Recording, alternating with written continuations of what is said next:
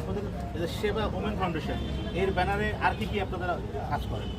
আমরা আসলে অনেক কাজ এর আগে করেছি, যেমন আমরা ফল উৎসব করেছি। এছাড়া আমাদের বিভিন্ন নিম্ন আয়ের মানুষের বা সুবিধা বঞ্চিত যারা আছে, বিশেষ করে নারী এবং শিশু, তাদেরকে পুনর্বাসন করা বা তাদের কিছু কর্মসংস্থানের ব্যবস্থা করা, তাদেরকে কিছু medical camp, free medical service দেওয়া, বিনামূল্যে, আজকেও যেরকম বিনামূল্যে ওষুধ বিতরণ করা হবে এবং স্বাস্থ্য বিষয়ক নানা ধরনের পরামর্শ দিয়ে থাকবেন আমাদের বিশেষজ্ঞ যারা আছেন, ডাক্তার যারা আছেন, তারা স্বাস্থ্যসেবা দিয়ে থাকবেন।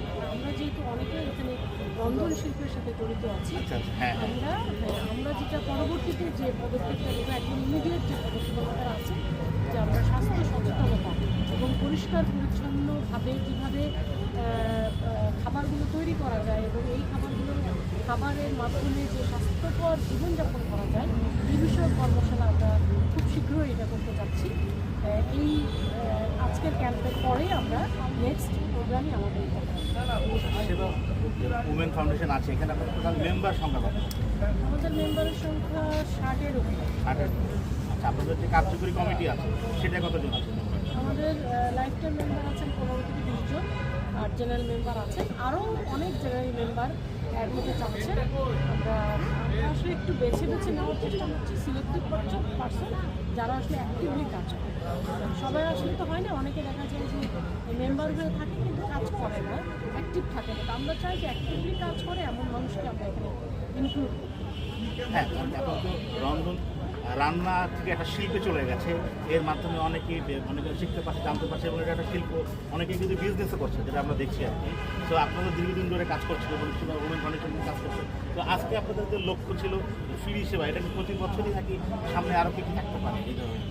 আমরা তো ফ্রি সেবা অবশ্যই দিয়ে থাকবো। এটা যেহেতু আমাদের দেশে যে স্বাস্থ্য ঝুঁকিটা আছে, সেই ঝুঁকিটাকে আসলে কমানোর জন্য আমরা এই ফ্রি মেডিকেল সার্ভিসের ব্যবস্থাটা আমরা কিছুদিন পরপরই করবো। অ্যাটলিস্ট আমরা 3-4 মাস বা 6 মাস পরে করবো এটা।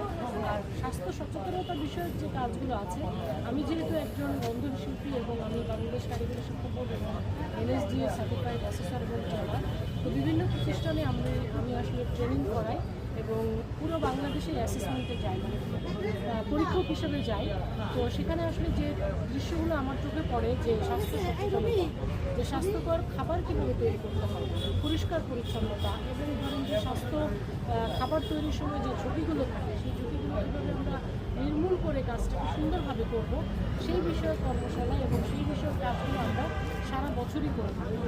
এবং আমার যেহেতু একটা কমার্শিয়াল ক্যাটারিং হাউস আছে, সুতরাং আমার এখানে অনেক কর্মী কাজ করে, তাদের বিষয়ে আমাদের সচেতনতার বিষয় আছে। যারা আপনি যেহেতু বললেন যে বিজনেসের বিষয়, যদি কারো আউটলেট থাকে বা হোম ক্যাটারিং করে বা কমার্শিয়াল ক্যাটারিং করে বা ক্যাফে দেয় বা রেস্টুরেন্ট দেয়, যেটাই করুক না কেন, সেক্ষেত্রে সবচেয়ে বেশি হচ্ছে স্বাস্থ্য সচেতনতাটা কীভাবে আমরা নিশ্চিত করব এবং আমাদের হাইজিন মেনটেন করে, মানে পরিষ্কার পরিচ্ছন্নতা মেনটেন করে কীভাবে ফুড সেফটি এনশিওর করা যায়। আমরা পুরো দেশব্যাপী একসময় এই আন্দোলনটা বা এই কার্যক্রমটা করব, এটা আমাদের উদ্দেশ্য। দর্শক, আমরা কথা বলছিলাম একজন নারী উদ্যোক্তাই, কারণ রন্ধন শিল্প কিন্তু এখন এগিয়ে যাচ্ছে। আমরা দেখেছি যে বহির্বিশ্বে যে একটা জনপ্রিয়তা আছে, বাংলাদেশেও কিন্তু কিছুই নয়, এবং তারা কিন্তু একটা ফাউন্ডেশনের মাধ্যমে মানুষের উন্নয়নে কাজ করে, বিশেষ করে যারা গরিব তাদেরকে স্বাস্থ্যবান করতে। এটা খুবই মহৎ উদ্যোগ, আমরা এই উদ্যোগকে স্বাগত জানাই, পাশে আছি। আপনাকে আমাদের স্বদেশ টিভি এবং স্বদেশ টিভির পক্ষ থেকে অনেক অনেক শুভেচ্ছা, অভিনন্দন। আগামীতে এই পথে এগিয়ে যেতে আপনাদের সাথে আছি।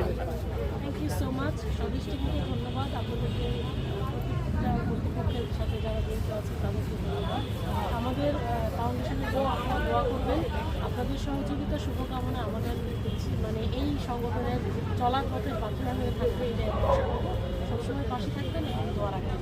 ধন্যবাদ সবাই।